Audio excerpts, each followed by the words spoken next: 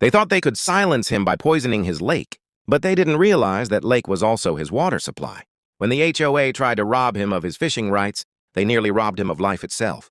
When Taryn Blake moved into a serene lakeside property, he dreamed of peaceful mornings on the water, casting lines, breathing fresh air. The lake was more than recreation. It was part of his daily life. He drank from nearby sources, relied on the environment, and took pride in stewardship of his home. But from the moment he arrived, he sensed tension.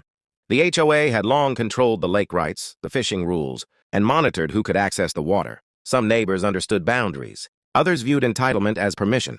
Before long, a darker undercurrent rippled beneath the surface. One morning, the fish began dying. The water turned murky.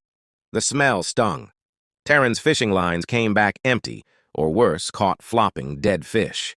He eventually learned that chemicals had been introduced to the lake, poisoned, intentionally, to kill off fish, to make the lake inhospitable for people like him to fish. He confronted the HOA. He asked for tests, proof, accountability. Instead, they denied, deflected, blamed runoff, environmental issues. They claimed innocence, but the evidence, test results, wildlife studies, neighbor testimonies, began pointing in one nauseating direction.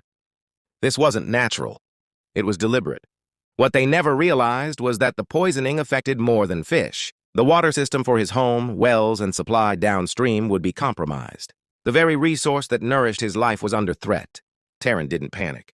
First, he secured alternate water. He got environmental and chemical test reports. He brought in experts. He documented every claim, spoke to state regulators, involved local media. The narrative changed. This was no HOA dispute.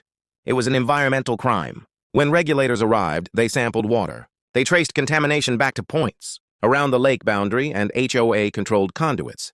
The HOA's denial faltered under scientific scrutiny. Confronted with proof, their influence collapsed. The HOA was forced to own responsibility. They had to pay for cleanup, compensation, ecological restoration. The fishing rights and access were reinstated. The water became safe again. Residents rallied behind Taryn's cause. The HOA's reputation crumbled. Taryn reclaimed his lake, his home, and his dignity.